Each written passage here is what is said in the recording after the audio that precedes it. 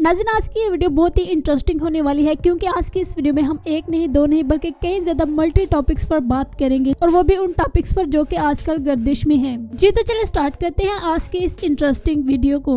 Number 1 पर हम बात करेंगे इमरान अशरफ की एक्स वाइफ के बारे में। जैसे कि आप सब जानते हैं कि इमरान अशरफ ने पाकिस्तानी कामयाब तरीन मॉडल और एक्ट्रेस किरण इशफाक से शादी की थी। इन दोनों ने बड़े ही धूमधाम से लव मैरिज की, मगर अफसोस के तलाक हो गई। तलाक होने के बाद तो इन दोनों ने मुकम्मल तौर पर खामोशी इख्तियार की, एक दूसरे के बारे में कुछ भी नहीं कहा। मगर जैसे ही किरण इशफाक ने दूसरी शादी की तो फिर इन्होंने दूसरी शादी के बाद आकर एक इंटरव्यू दिया जिसमें इन्होंने इमरान अशरफ के लिए इतने बुरे अल्फाज इस्तेमाल किए कि जिसका कोई हिसाब ही नहीं, जिस पर लोगों ने इमरान अशरफ को काफी ज्यादा बुरा भला कहा। मगर दूसरी जानब इमरान अशरफ ने किरण इशफाक के लिए कोई भी लफ्ज नहीं कहा की, बल्कि उन्होंने मुकम्मल तौर पर खामोशी इख्तियार की। मगर अब होता कुछ यूँ है कि कुछ दिन पहले किरण इशफाक एक इंतहाई बोल्ड फोटोशूट करवाती है, जैसा कि ये शादी से पहले करवाया करती थी। इमरान अशरफ और किरण इशफाक की लव मैरिज थी, मगर इन दोनों के दरमियान ये डिसाइड हुआ था कि किरण इशफाक शादी के बाद कभी भी बोल्ड ड्रेसिंग नहीं करेंगी। जितनी देर तक ये इमरान अशरफ के साथ रही इंतहाई ही सोबर और ढके हुए लिबास में रही। मगर फिर इमरान अशरफ से तलाक लेने के बाद ये अपनी दूसरी शादी के बाद बिल्कुल वैसी हो गई है जैसी कि ये पहले थी। इनकी बोल्ड ड्रेसिंग पर अवाम ने इनको काफी ज्यादा तनकीद का निशाना बनाया, जिस पर अब सब लोग इमरान अशरफ की हमायत करते हुए नजर आते हैं। लोगों का कहना है कि किरण इशफाक को ये आजादी इमरान अशरफ नहीं था देता जो कि उसको बंदिश लगती थी, बस इसी आजादी के लिए इन्होंने तलाक ली है। मगर किरण इशफाक का कहना है कि इन्होंने इमरान अशरफ के लिए खुद को मुकम्मल तौर पर बदल डाला था, मगर इमरान अशरफ खुद को नहीं बदलना चाहते थे। बस इसी वजह से इन दोनों के दरमियान अंडरस्टैंडिंग न हो सकी और इनका रिलेशनशिप खत्म हो गया। मैं हजार दफा अपनी वीडियोस में कहती हूँ कि शादी के लिए हमेशा उस शख्स का इंतखाब करें जिसके साथ आपकी अच्छी खासी अंडरस्टैंडिंग हो या जिसके साथ आपकी कंपैटिबिलिटी मैच होती हो। जहाँ पर अंडरस्टैंडिंग और कंपैटिबिलिटी होती है वहाँ पर मोहब्बत आए दिन जन्म लेती रहती है, मगर जहाँ पर ये दो चीजें नहीं होती, सिर्फ मोहब्बत होती है, तो वहाँ पर मोहब्बत बहुत ही जल्द दम तोड़ जाती है और रिश्ता तलाक पर खत्म होकर जिंदगी मजाक बनकर रह जाती है, जिसकी जिंदा मिसाल इमरान अशरफ और किरण इशफाक हैं। इन दोनों की मोहब्बत भरी जिंदगी का दम तोड़ने के पीछे एक ही वजह थी और वो ये थी कि इन दोनों के सोच और रवैये एक दूसरे के बिल्कुल ऑपोजिट थे और ये दोनों एक दूसरे के मुताबिक नहीं थे। इनफैक्ट के इन दोनों के लाइफस्टाइल भी मुकम्मल तौर पर एक दूसरे के ऑपोजिट थे। एक को बोल्ड रहना पसंद था और दूसरे को ढके छुपे हुए लोग।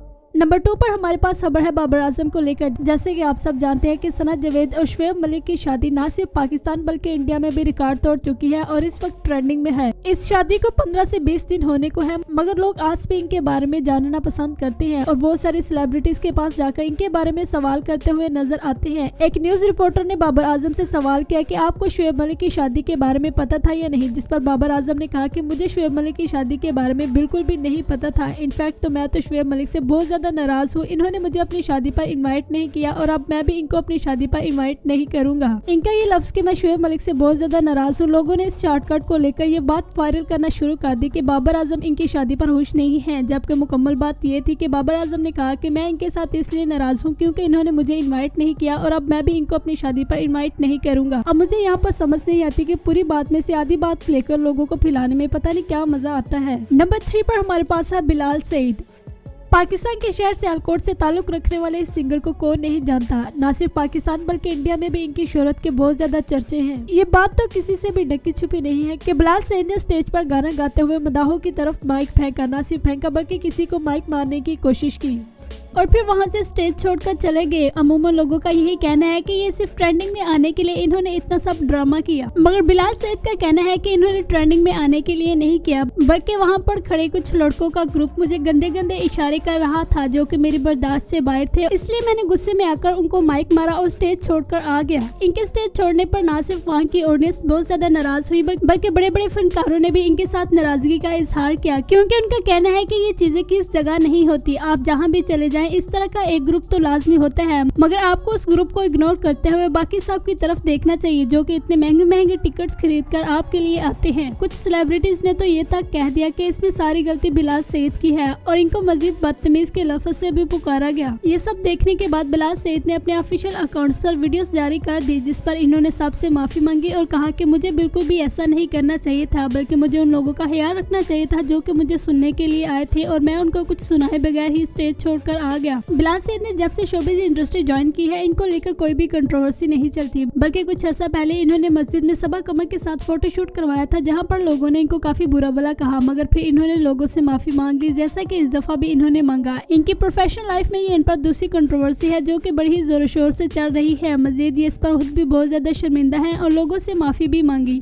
नंबर 5 पर हमारे पास जो फैक्ट है वो है यमुना ज़ैदी के बारे में लेकर, जो कि इन तमाम फैक्ट्स से सबसे ज्यादा इंटरेस्टिंग है। जैसे कि आप सब जानते हैं कि यमुना ज़ैदी पाकिस्तानी ड्रामा और फिल्म इंडस्ट्री की कामयाब तरीन अदाकारा मानी जाती हैं। इनका शुमार इंडस्ट्री में मौजूद उन अदाकारों में होता है जो कि बोल्ड सीन करने में बहुत ही शर्मिंदगी महसूस करती हैं, और अगर कहा जाए कि करती ही नहीं तो ये बात गलत ना होगी। यमुना ज़ैदी को इंडस्ट्री में आए हुए काफी लंबा अरसा हो चुका है। इन्होंने बहुत सारे प्रोजेक्ट्स किए, मगर जो शोहरत इनको तेरे बिन ड्रामे में काम करने से मिली वो इनको आज से पहले किसी भी ड्रामे में काम करने से नहीं मिली। तेरे बिन ड्रामे में अदाकारी की जोर दिखाने के बाद न सिर्फ पाकिस्तान, इंडिया और बांग्लादेश बल्कि दुनिया भर में मशहूर हुई और इन्होंने बेशुमार ब्रांड्स के लिए कमर्शियल देकर लाखों नहीं बल्कि करोड़ों रुपए कमाए। जहाँ पर सब लोग यमुना ज़ैदी की अदाकारी के दीवाने हैं, वहाँ ही सब लोगों को यमुना ज़ैदी का ढके छुपे लिबास में रहना बहुत ज्यादा पसंद है। पाकिस्तानी अवाम का एक बहुत बड़ा फीमेल हिस्सा इनको अपना रोल मॉडल करार देता है और इनके नक्शे कदम पर चलता हुआ आगे बढ़ता है। हाल ही में यमुना ज़ैदी ने एक पॉडकास्टिंग के दौरान इस बात का इंकिशाफ किया कि लोग इनसे बार बार एक ही सवाल पूछते हैं और वो ये है कि आप हग वाले सीन क्यों नहीं करती। और मैं इस शो के जरिए उन तमाम लोगों को पैगाम देना चाहती हूँ कि मैं ऐसे सीन कर लेती हूँ और सिर्फ वहाँ करती हूँ जहाँ पर बहुत ही ज्यादा जरूरत हो। अगर ये सीन के बगैर ड्रामा या फिल्म अधूरी लगे तो मैं वहाँ पर ये सीन जरूर कर देती हूँ, मगर जहाँ पर गैर जरूरी लगे मैं वहाँ से परहेज करती हूँ। लेकिन फिर होता कुछ यूँ है कि 2-3 दिन पहले ही यमुना ज़ैदी एक जगह पर अपनी फिल्म की प्रमोशन करने जाती हैं। जैसा कि आप सब जानते हैं कि यमुना ज़ैदी की नया फिल्म बहुत ही जल्द रिलीज होने को है, और जब भी कोई अदाकार कोई फिल्म बनाता है तो उस पर यह लाजिम होता है कि वो अपनी फिल्म की ज्यादा से ज्यादा प्रमोशन कराए, जिसके लिए वो डिफरेंट शोज में जाते हैं और कई ज्यादा जगहों पर जाकर अपनी फिल्म की प्रमोशन करवाते, मजीद लोगों के अंदर फिल्म के बारे में हिंट देकर क्यूरियोसिटी पैदा करते हैं कि आप हमारी फिल्म देखने लाजमी आए। 2-3 दिन पहले यमुना ज़ैदी अपनी फिल्म की प्रमोशन के लिए एक जगह पर जाती हैं, जहां पर उनकी ड्रेसिंग को काफी ज्यादा पसंद किया जाता है, मगर इस ड्रेसिंग में वो कोई खासा कंफर्ट नहीं दिखाई देती, जिस पर कुछ लोगों ने तो बहुत सारे मीम्स बनाई, मगर कुछ लोगों ने यमुना ज़ैदी की बहुत ही ज्यादा तारीफ की कि कैसे इन्होंने खुद को कवर करते हुए इस ड्रेसिंग को फॉलो किया है। हालांकि इस ड्रेसिंग को फॉलो करते हुए अपने जिस्म की नुमाइश करनी पड़ती है। मगर फिर वहाँ पर होता कुछ यूँ है कि तेरे बिन ड्रामे के डायरेक्टर सिराजुल हक भी वहाँ पर मौजूद होते हैं, जिनका इस फिल्म नयाब से भी काफी ज्यादा गहरा ताल्लुक है। यमुना ज़ैदी और सिराजुल हक जब आपस में मिलते हैं तो ये एक दूसरे को हक करते हैं, मगर लोगों ने इनका ये पॉइंट लेकर इनको ट्रोल करना स्टार्ट कर दिया और कुछ लोग तो ये कहते हैं कि सरेआम बगैरती करते हुए फिर रहे हैं। लेकिन मेरे ख्याल से इसमें ऐसा कुछ भी नहीं, क्योंकि ये जो भी डायरेक्टर और प्रोड्यूसर होते हैं ये तमाम एक्टर्स इनको अपना गुरु मानते हैं और इन सब के साथ इनका एक स्पिरिचुअली ताल्लुक होता है, और बस फिर इसी ताल्लुक की बना पर यमुना ज़ैदी ने उनको हक किया। मजीद इसके बाद भी जो लेडी आई उनको भी इन्होंने हक किया, और ये सब बातें तो इंडस्ट्री में नॉर्मल ही होती हैं।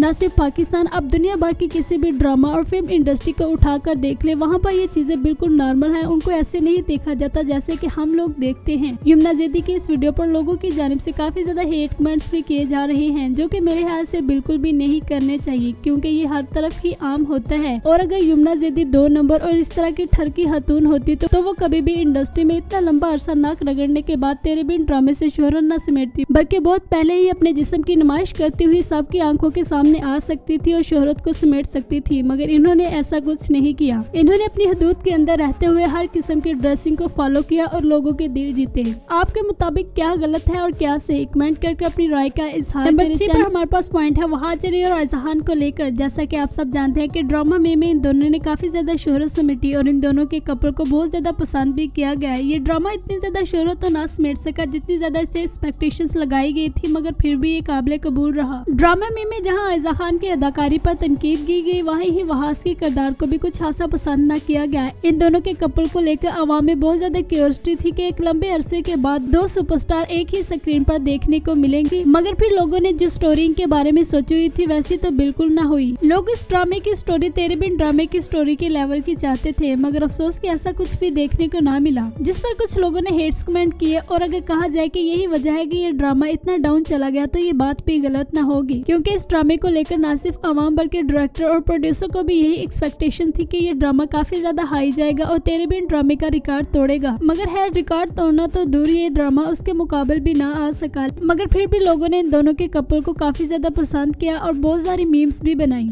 आयज़ा और वहाज अली के सेट पर बहुत सारे रिपोर्टर पहुंच जाते हैं जो कि इनसे डिफरेंट क्वेश्चंस करते हैं। एक रिपोर्टर को इंटरव्यू देते हुए रिपोर्टर ने वहाज और आयजा से फरमाइश की कि इस ड्रामे का कोई एक ऐसा सीन जो आप करना चाहें इस वक्त तो करें, जिस पर आयजा ने वहाज अली के कॉलर को पकड़ते हुए कहा कि मैं बहुत पागल हूँ। दूसरी जानब वहाज अली भी हंसकर बोले, जी हाँ, ये बिल्कुल पागल है। ये पॉइंट तो इनका हंसी मजाक तक ही था, मगर लोगों ने इसको काफी ज्यादा सीरियस समझा, जो कि मेरे ख्याल से नहीं समझना चाहिए था। मुताबिक क्या गलत है और क्या सही, कमेंट करके अपनी राय का इजहार करें। चैनल को सब्सक्राइब कर ले और बेल आइकन पर भी प्रेस कर दें। इंशाल्लाह मिलते हैं नेक्स्ट वीडियो में।